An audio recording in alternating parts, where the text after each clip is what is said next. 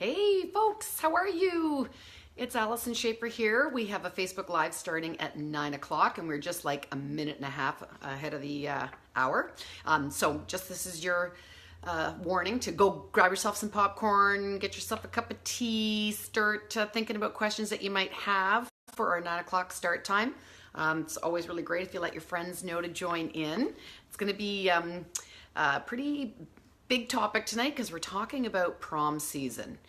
And I'm going to have some controversial thoughts. So this isn't just me giving you some pragmatic tips tonight. It's also some juicy convo about how you think prom season has become maybe a little inflated, a little over the top, something we need to scale back on, get more reasonable with. I'd love to hear your thoughts on it. I'm certainly going to give you my thoughts on the matter, as well as the entire concern about this being a party promoting season and how that flies in the face of my campaign to eliminate underage drinking with my Family Talk series. So that's what we're going to be digging into at 9 o'clock. And actually, bingo, I can see here, I can see my VCR says it's 9 o'clock. So thank you everyone for joining me. I'm Allison Schaefer, parenting expert. And if you haven't been participating, we've now been promoting the hashtag Family Talk campaign for the last couple of years. So alongside these Facebook Lives, we also have a YouTube channel where we have videos and information to help educate and provide resources, tool, and support for parents, because we know that it takes a village to help bring about change. And our goal and initiative is to eliminate underage drinking, and we want to help you in that regard. So of course, here we are with prom season, which is like a classic time. And so that's why I wanted to jump on right now while we're in the throes of this to help parents. So if you haven't been on before, I just want to give you a little lay of the land. I'm going to talk for about 10 minutes. I'm going to go over 4 important points tonight. The first point, talking about how prom has been inflated and what we can do about it. The second point is about how when we make an exception to the rule because it's just a special night, it's your prom, maybe just a drink tonight, why that is problematic. I want to talk about how much power parents actually have in changing their kids' behavior. And then the third is to break the myth that alcohol is required to have a good time at a party, and what parents can do to break that myth in our youth culture. So those are 4 things I'm going to be talking about. And then I'm going to open it up to Q&A. And like I said, I really want to have a discussion with you folks about this, and where do you need help, and where do you think prom is going, and what are your attitudes about this. So please use the the comment field where you can type in your questions, because I'm here with Catherine. Say hi, Catherine. Hi. Catherine's here, and she will be reading me the questions and also seeing the themes of the questions so that I can get to the ones that are the most important to the most people, as well as posting links to some of the resources that we've already accumulated. And so I'll do that Q&A at the end until it looks like we've kind of helped as many people as we can. So let's get going here, try to cover off this information. So I'm interested, would you say that prom is different than when you were growing up? I mean, I loved prom, but it is a different animal. By the time my kids actually faced prom season, I was quite amazed at how much it had changed. And so now what we're seeing is that the proms are really like little weddings. Are they not? This is what happened. And think about it. Think of the parallels. It starts with the promposal. There was no promposals when I was going to prom. There's incredible pressure on guys to get creative and come up with the best promposal, which is it's like the engagement, you know? And then you've got the incredible expensive gowns. I had no idea. No idea about how expensive these gowns are now that the girls are interested in wearing. And then they coordinate with the guys like a bride and groom, and they custom dye their outfits. Then there's limousines, limousine rentals, and hiring professional photographers like at a wedding. And then if that isn't a parallel enough, at the end, they kind of go on what would be the equivalent of a honeymoon, but they do it en masse. They have these massive beach vacations where they go down to Mexico and places as a group with low chaperoning and party on there as well. So we've got kids that for this one day of the year, which I absolutely think it's exciting to think about graduation at the end of a school year, and I'm all about that. It's not that I'm a sourpuss. I'm really not. I think it's an important milestone, and I think it can be a lot of fun. But now we've got kids that are also in this moment of sort of like a willing suspension of disbelief that they are somehow having a day of being an adult. And because we get swept up in that, we end up as parents creating part of the problem, because how do they afford these limousines? How do they afford these dresses? Who's paying for these beach vacations? It's us. So we have to be willing to own part of the responsibility of what has inflated this, is that we ourselves have gotten either excited about it and thrown money at it, or we have not wanted it to be like our kid is the one kid who can't afford the limo, or everyone else takes limos. I got to keep up with the current culture. When we feel the pressure to either not disappoint our kids or to make sure that they're not rejected from their peers because they can't participate.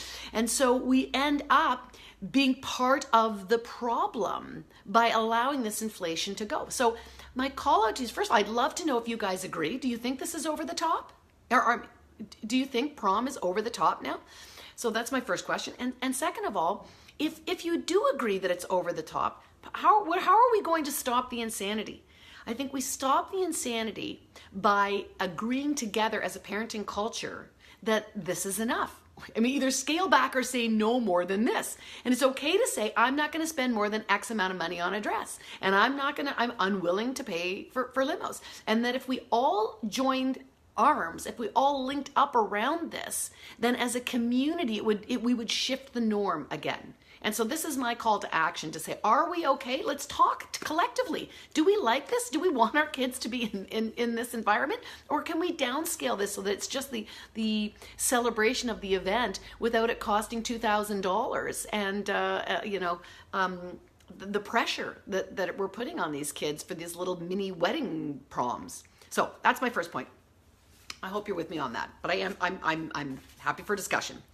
So the second thing is that now that we've got this willing suspension of disbelief, and we got these kids kind of parading around as if it's their kind of like en masse wedding, and because they're all dressed up and they got the tuxedos and they got the boutonnieres and they got the limo there, and then parents think, well, it's so special that maybe for just this one night we'll make an exception to the rule and let you have that champagne toast, or let you have that beer in the limo, or whatever it might be.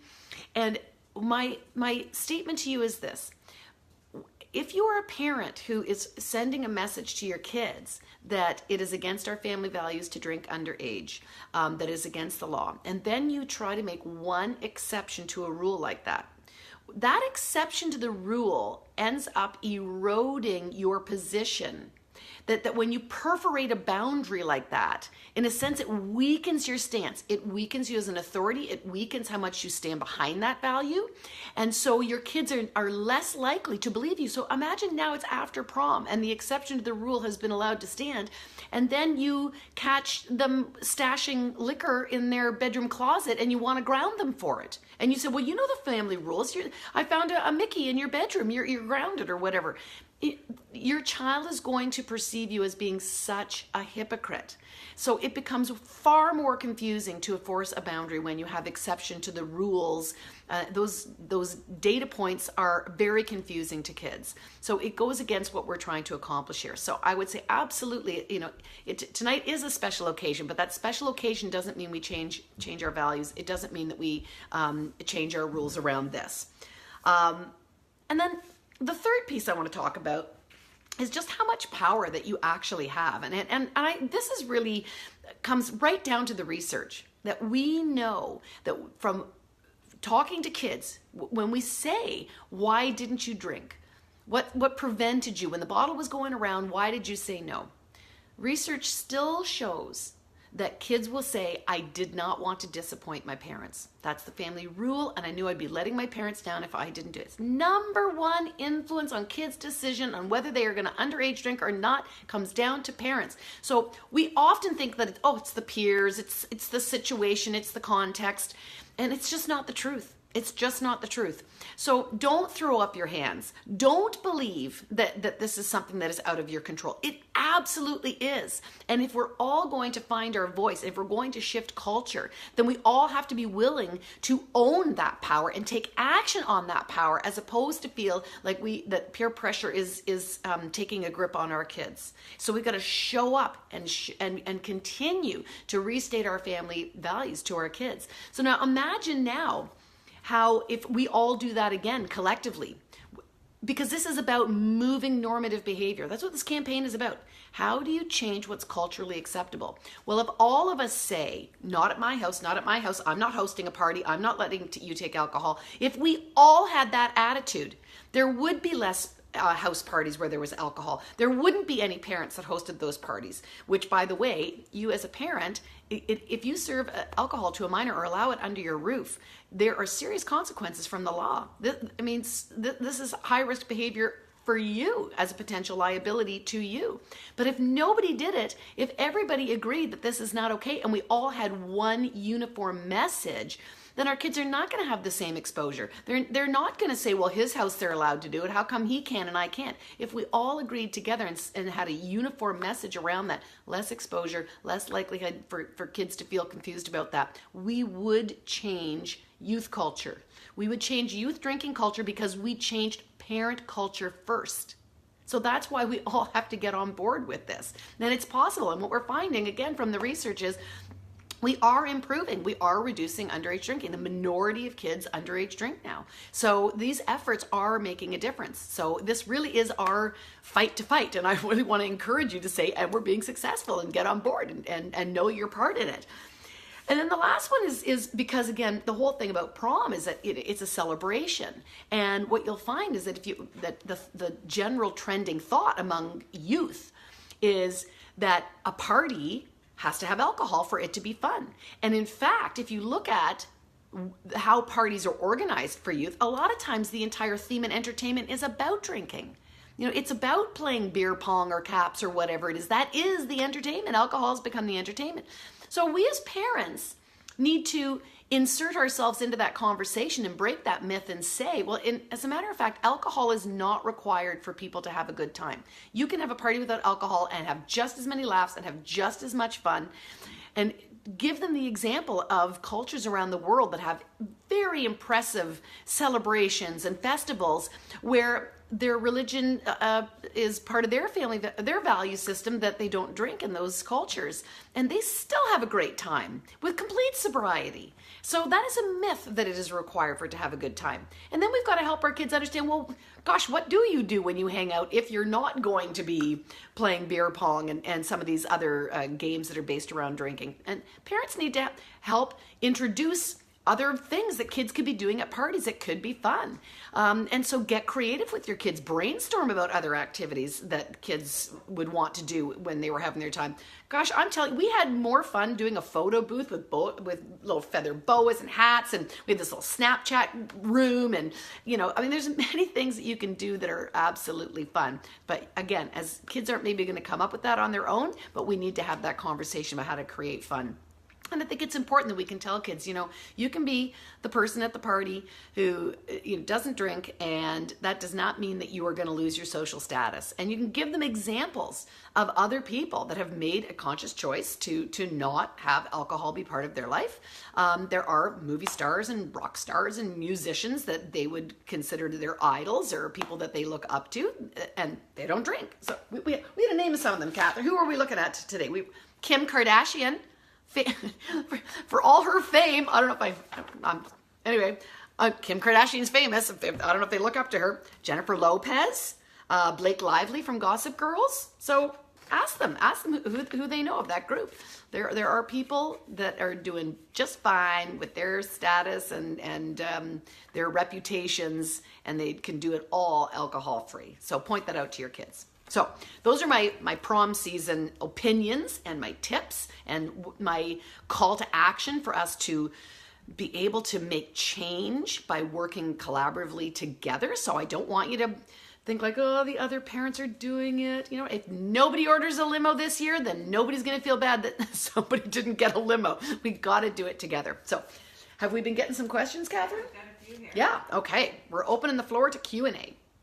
My daughter is going to her first prom with her boyfriend, and she's only 16. I'm worried that it may be too grown up for her, but when I try to approach the topic of being careful, she shuts right down. Any suggestions? Being careful about which? Doesn't say. Well, I'm not sure I understand the. I mean, for sure, if it's about shutting down, you know, it's getting kids to open up and communicate with you. A lot of reasons why they shut down is because their impression of our communication style is that we're lecturing or that we are somehow talking down to them and moralizing them in some way. We've certainly got links to how to get kids to open up on our Family Talk series on the YouTube video, so I'm sure Catherine will post a link about that. I think you have to look for good windows of time to talk, and I think it's fair to just express, you know, not what she should or should not be doing, but maybe you just want to talk about what your concerns are. But I certainly think 16 is a fine age to, you know, have a nice night out, so long as there's good supervision, you know where she's going, people have an understanding of the house that they're going, who's going to be there, just some general, just kind of, it's the same as any other weekend party, except for they're just going to be all fancied up.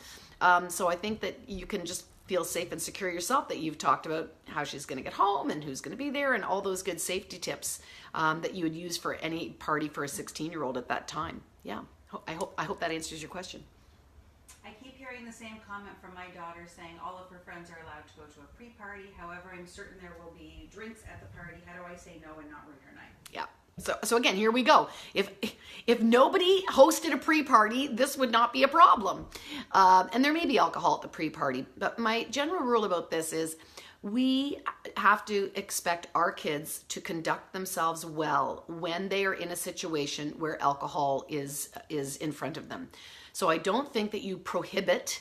That generally tends to cause kids to rebel rather than teaching them the skills to conduct themselves properly. They are responsible for themselves, they're responsible for their choices, and it shows them a great amount of respect and trust when you say, you know, you're going to a party before, alcohol may well be served, or snuck in or whatever, and I trust you to live by our family values, and you know that it's against the law, and you know that we don't believe in minors drinking. So between our family values and the legal system, we trust you to be able to say no. And given that you may not be able to think on your feet, let's spend a moment now and come up with what would be a graceful way for you to take a pass and still feel that you could save face or feel comfortable. What would be some practice answers that would feel okay for you to say? And it's got to feel genuine. It's got to feel authentic. And I'm okay to be the fall guy if they want to say, you know what, my mom, she is like not okay with this. She is gonna like so no. 1 part petroleum, she'll smell it on my breath. I'm not gonna risk it. You know, I mean, I'm okay to be the reason why they're passing if that needs to be the case. But you know, other people can just say, no, you know what? I got a big tryout on the weekend, and I just really want to be top form for that. I'm taking medication, doesn't allow it. Whatever feels right and good. But I would really just like youth to be able to say, nah, not my thing. Nope, pass, I'm good. You know, no carbs, whatever. Just really own that's not your thing. You know, some people should have some leadership around that. Yeah. Okay. Next, Is it okay to allow a later curfew on prom night, or best to keep rules consistent? Yeah.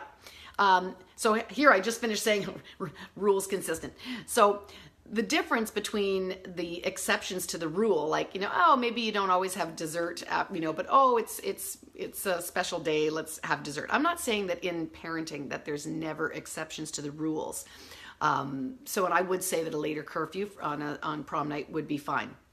What I'm talking about is it's not okay to have exceptions to the rules around things that are around family values. So, like, think about, like, is it ever okay to make a racist comment? Like, that's a family value, right? That's very different than saying, can we sometimes have ice cream, or can we sometimes stay up late? I think that's very different than talking about family values in the law. So I would say be very consistent with your family values, but I think it's staying up a little bit later. Summer holidays, special occasions, I think that's fine. Yeah.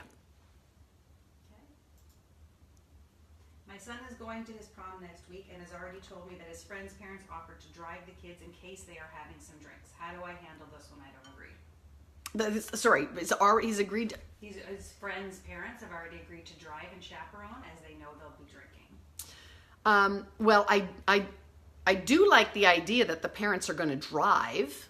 I do like the idea that they're going to chaperone, and we absolutely want kids to understand that drinking and driving, not okay, that it's always better. Now, if they're saying if I arrange to drive, does that mean I am somehow condoning or sending a message of mistrust? I think you can just say, you know what, let's just take this off the table. I'll just be helpful. I'd like to see you. I'd like to see the gowns. Like to stay in touch. Like to be involved. I think you can do it from an engagement point of view. I don't think you have to do it from a position of mistrust. You just say, yeah, I'd feel better if I was seeing what everyone's doing. I hope that feels comfortable. I don't want to assume that my daughter will drink at prom, but I also want her to be prepared. Should I give her some alternatives and a plan to make just in case? Yes. Oh, I think this is such a great, again, it's not to say that we assume that they're going to drink. What I want to say is I assume that they're going to be in a precarious position, that it's very likely because of the occasion and because we have not yet changed the culture that alcohol will be circulating the night of prom. You just keep it general like that. You know, chances are somebody's going to use poor decision and sneak something in, you know, and so you might be confronted with alcohol over the course of this evening. And so I just want to make sure that, you know, let's just go over a few little things. So first of all, it's not okay by us. How are we going to say no? If somebody's in trouble, what will you do? Because it may well be that they stay sober and then somebody else gets into a drinking situation. What if somebody else is like not well? Or what if somebody else is trying to get behind a steering wheel or get in a car with somebody else that's drunk? And so you can say, are you prepared? What would you do? Would you take away their keys? Will you be willing to call me? I need you to know that I'm always a safe person to call if ever there's a predicament, or the adult in the house that's supervising. Always go to an adult. You know, you've got lots of support around you. So absolutely, I think it's a time to review those things, for sure. Got time for another one? Sure, I'll try another one. Okay. The expenses are adding up and getting out of control, which is causing a lot of fights with my daughter. Should we just simply set a budget and let her figure out where the money goes? I love that idea, actually, because it'll really tell you what's important to her.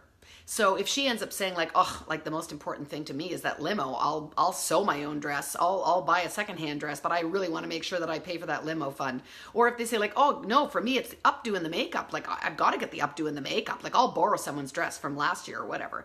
And so that allows them to make their own choices about what's important to them, but you're protected from it because you can just say like, I have my own line item for what I was willing to pay. Then it also means that if they want to spend more, they can top it up. They can top it up from their part-time job or their allowance or savings or whatever. So I think that's just really fair and really smart, and you'll learn something about your kids. And don't judge them for what's important. Just say, getting to know you. Who knew that hair was so important?